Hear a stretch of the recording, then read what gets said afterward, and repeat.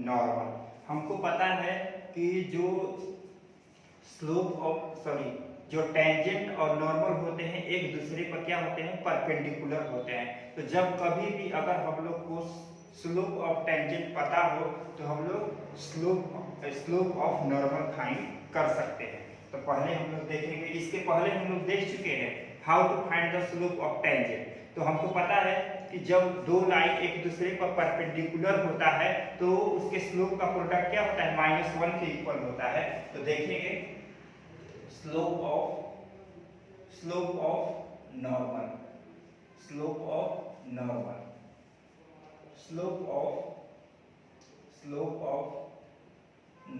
Is equal to होता है, slope of normal is equal to होगा -1, slope of normal is equal to -1 upon slope of tangent.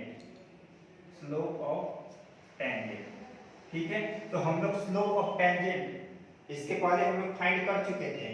ठीक है, तो इसका यहाँ पर वैल्यू फाइंड कर देंगे, वैल्यू पुट कर देंगे, स्लोप ऑफ टेंजेंट का वैल्यू पुट कर देंगे यहाँ पे।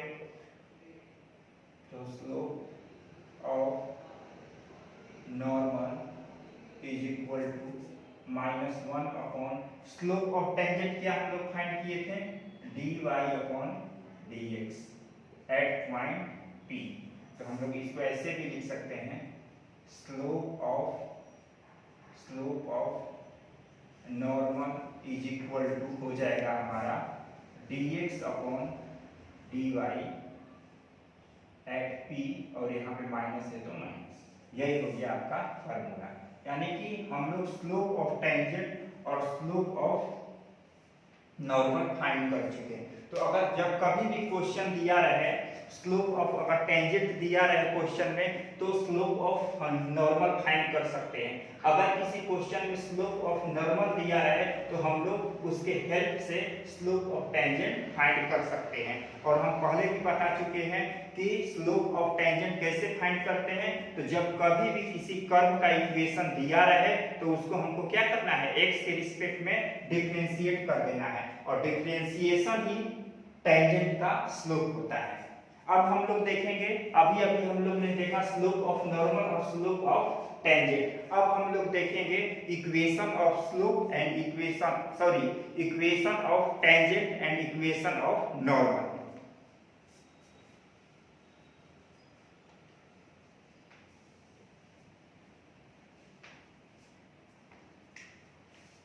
पहला इक्वेशन ऑफ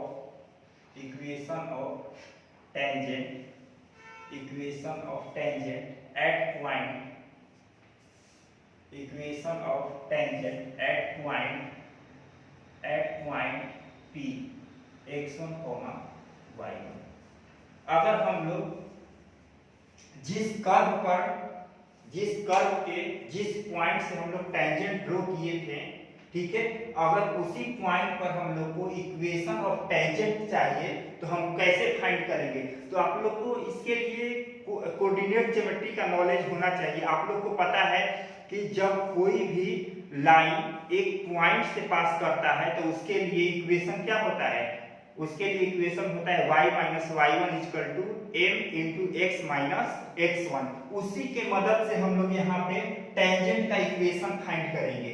ठीक है, क्यों, क्योंकि जो हमारा टेंजेंट है किस पॉइंट से, एक ही पॉइंट से पास कर रहा है। तो कोऑर्डिनेट ज्योमेट्री में हम लोग पढ़ चुके हैं कि कैसे एक पॉइंट से अगर कोई लाइन पास कर रहा है तो कैसे उसका इक्वेशन लिखते हैं, उसी का यहाँ पर हेल्प लेंगे हम लोग। तो equation of tangent at point P क्या होगा, y minus y1 is equal to slope क्या होता है, dy upon dx at point P into x minus x1।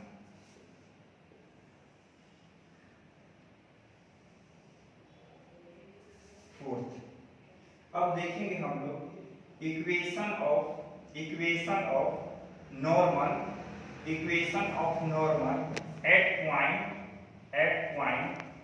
P x1, y1। Equation of normal at point P x1, y1। हम लोग normal का equation देखेंगे। Point P पर ही, तो देखिए ये जो हमारा नॉर्मल है ये भी एक ही पॉइंट से पास कर रहा है, ये भी एक ही पॉइंट से पास कर रहा है। तो इसके लिए क्या इक्वेशन हो जाएगा, इसके लिए इक्वेशन हो जाएगा y माइनस y1, और यहाँ पर ये जो स्लोप लिखा था ये टेंजेंट का स्लोप था, और नॉर्मल का स्लोप क्या होता है, नॉर्मल का स्लोप होता है minus dx upon dy at point P into x minus x1। ये फॉर्मूला हम लोग यूज करेंगे, ठीक है। तो हम लोग फाइंड कर चुके हैं इक्वेशन ऑफ टेंजेंट और इक्वेशन ऑफ नॉर्मल। तो equation of tangent y minus y1 equal to dy upon dx at point P into x minus x1, और equation of normal at point P x क्या होगा, y minus y1 equal to minus dx upon dy at point P into x minus x1। अब इससे related हम कुछ notes बताने जा रहे हैं जो क्वेश्चन में बहुत ज्यादा यूज होते हैं।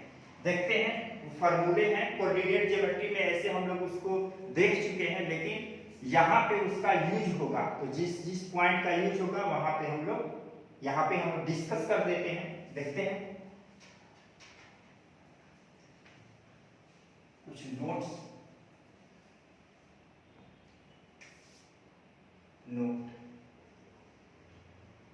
देखिए, अगर कोई भी लाइन, मान लीजिए ये कोई लाइन है, दो पॉइंट से अगर पास कर रहा है, ये लाइन अगर दो पॉइंट से पास कर रहा है तो इसका स्लोप फाइंड कैसे करेंगे, how to find the slope of line when passes through the two points.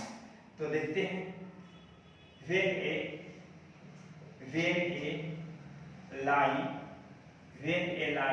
passes through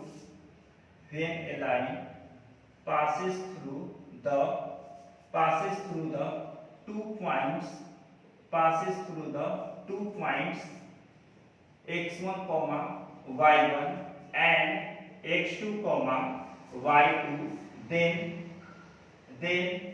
its slope का मतलब लाइन का स्लोप, its slope क्या हो जाएगा, m इक्वल टू होता है y2 minus y1 upon x2 minus x1। m equal to y2 minus y1 upon x2 minus x1। इसको हम लोग कह सकते हैं difference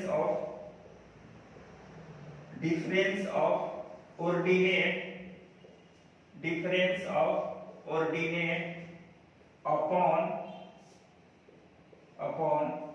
difference of अब्सिसा।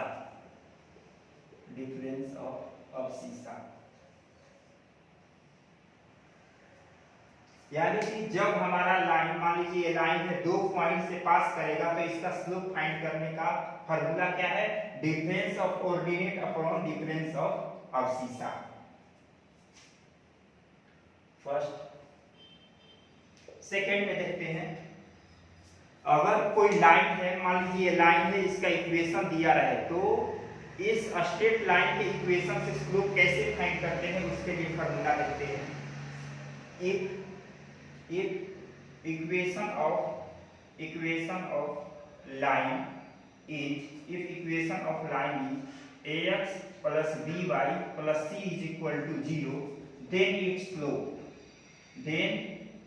its slope अगर किसी भी लाइन का इक्वेशन दिया है तो उससे अगर उसका स्लोप फाइंड करना रहेगा तो कैसे स्लोप फाइंड करेंगे। तो देखिए m इक्वल टू फॉर्मूला होता है माइनस a अपॉन b, यानी कि जब इस तरह से किसी भी स्ट्रेट लाइन का इक्वेशन दिया है स्टैंडर्ड फॉर्म में, जब किसी भी लाइन का स्टैंडर्ड फॉर्म में इक्वेशन दिया रहे, अगर उसका स्लोप फाइंड करना है तो m इक्वल टू हो जाएगा minus a upon b।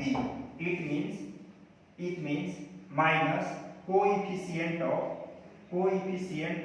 x upon coefficient of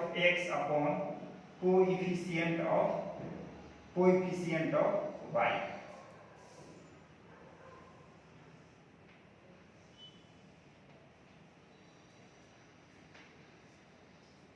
हो गया। थर्ड,